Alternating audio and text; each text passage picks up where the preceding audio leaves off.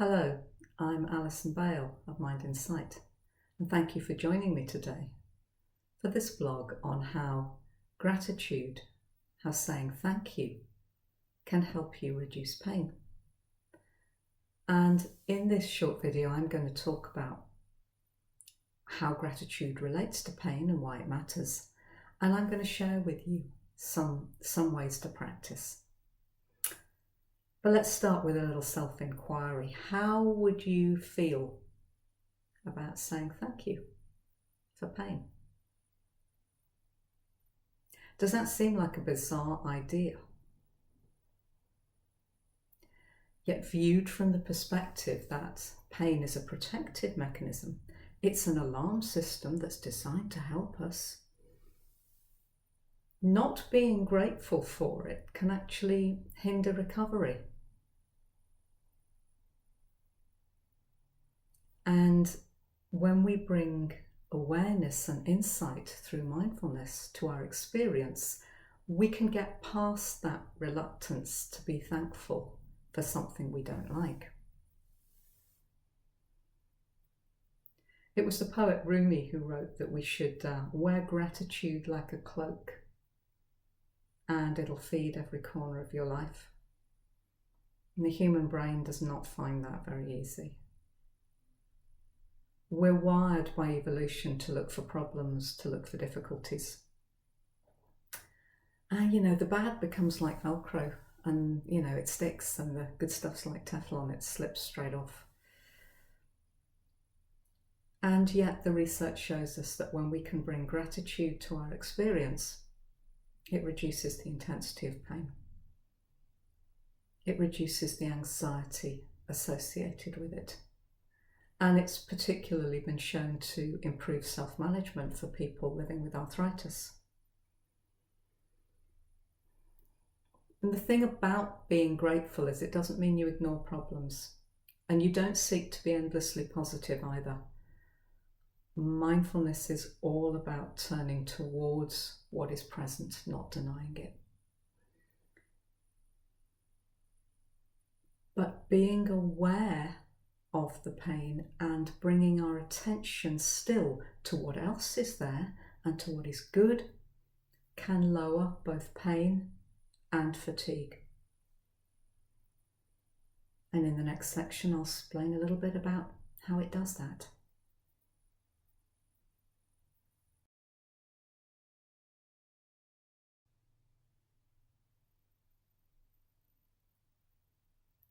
So how does gratitude relate to mindfulness, and how does that all relate to pain? Well, there are a number of attitudes that we bring to our experience in mindfulness practice, and they can contribute to you bringing more gratitude into your life. So I'm going to give you some examples. There's an attitude of acceptance. Now, in relation to pain, this allows you to acknowledge that pain exists, but also to have a view that you're not going to let it dominate all your existence. Because when you stop fighting what's already there, you've got more room to acknowledge what you can control and to appreciate the other things in your life. Non-judgment is an approach to help you just unhook the brain's negativity bias a bit and see the events of your life in more neutral terms. Because most things that happen to us are neither good nor bad, they just are. And we often do not know the full extent of how any particular event is going to turn out anyway.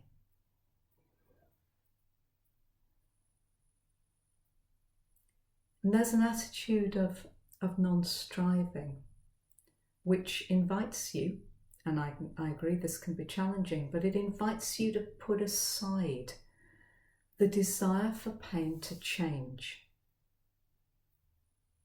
Because honestly, if you're practicing mindfulness, or indeed many other acts of self-care, you have to do them for the act itself, for their own sake. without creating this pressure, this tension that I'm doing X because it has to deliver Y. And then there's letting go. Letting go of the thoughts and the habitual reactions that can actually cause us more stress and anxiety. And there's often a lot of these associated with pain. And when we let go of what are typically sometimes quite negative thinking habits, we automatically make space to be more grateful for what is. And finally, a thought about self-compassion. Because being grateful in and of itself can decrease pain. So the practice of gratitude is an act of kindness and compassion towards yourself. And most of us could do with doing a bit more of that.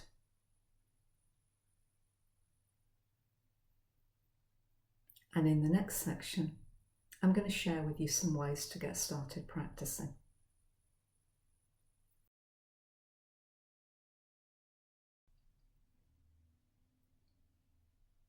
Here I'm going to make 5 suggestions of different ways you can practice bringing more gratitude into your life.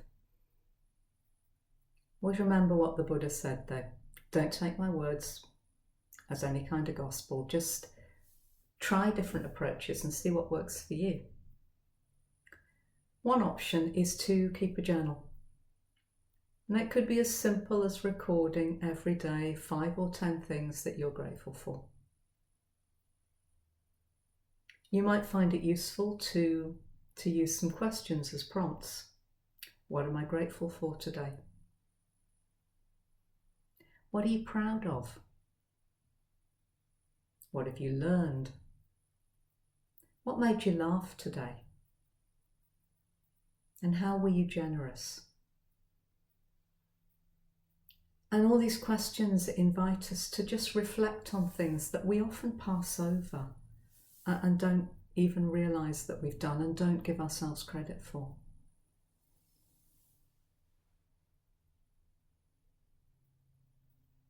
Another option is to really make a conscious effort to notice the thank yous. It's very easy to pass by or dismiss compliments, to have problems receiving them. And it's easy also not to acknowledge the things that go right. So get into the habit of stopping and really absorbing when somebody makes a positive comment about you. Really take it on board. Notice how your body feels. And get used to being grateful for the small stuff. The fact that it wasn't raining when you had to walk outside, or the fact that there was a parking space available just when you needed it. Or maybe it's just the fact that you're breathing, or that the sun's out, or that the sky's blue, or whatever it is. All the little things add up, and get used to noticing them.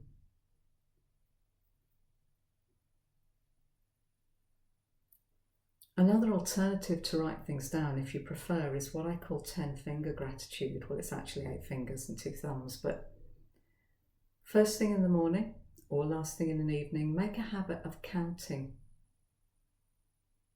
10 things that you are grateful for.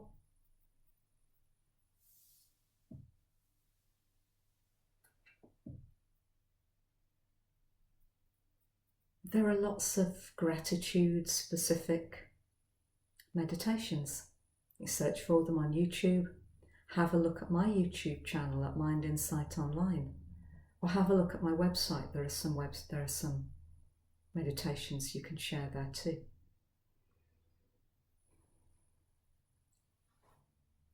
A final way to maybe practice bringing gratitude is to be aware of your senses, to bring your attention, firstly to be grateful for your senses, that you can see, if you can, that you can hear, if you can, that you can feel. And maybe take time just to notice, just as you sit now, have a look round for 5 things you can see.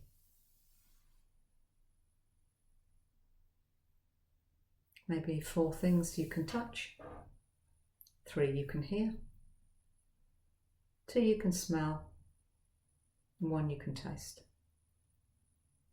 Maybe even just pick 1 of each. The thing is to bring yourself into closer attention with the world around you. And you know, the more you practice gratitude, both the easier it gets, and with every small step, you're rewiring your brain. Thank you for joining me today. You'll find lots more on the subject of how you can use mindfulness practices to reduce pain and to care for yourself on my website, which is www.mindinsight.online. And you can also find me on social media at Mind Insight Online. So please do connect with me, please message me, and I wish you a peaceful and easeful day.